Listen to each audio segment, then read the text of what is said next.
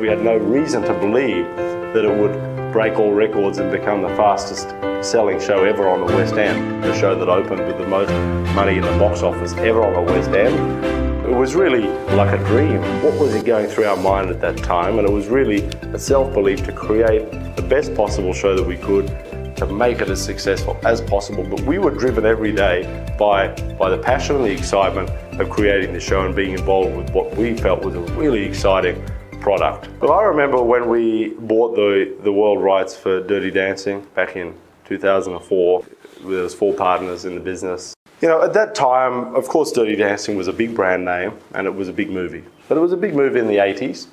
That being said, there were many reasons why back in 2004 there'd been a resurgence of the dance craze in the late 90s, for example, early 2000s. This had died out, so maybe our timing wasn't perfect. So people would turn around and say, well, you know, this is a story from the 80s, it's not relevant to the 2000s. And, you know, so there was many risks.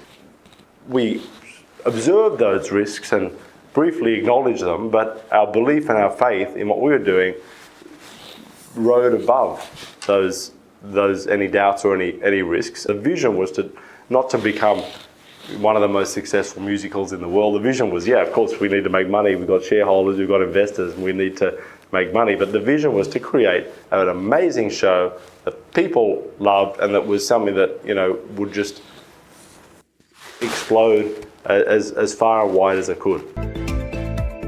I remember when the curtain went up on the show in the opening night in Sydney back in 2004, and that in itself was an enormous relief because there was a million things that went wrong, from, you know, lack of investment, which is hard to believe now when the show is so successful, but we had problems getting investors. You know, we had all sorts of issues and there was some legal issues and there was a variety of different things that went wrong.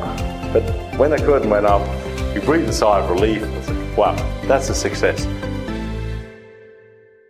As young as I can remember, I always wanted to be in business. I remember even in school when you asked to write down what you wanted to be, you know, other people would write particular jobs, I would always write business. I grew up in a creative family, very creative family, filled with performers and entertainers. I certainly consider myself to be creative. I've always approached it from the business standpoint. My book is The Business of Creativity, and that really is a philosophy that I hold and have held.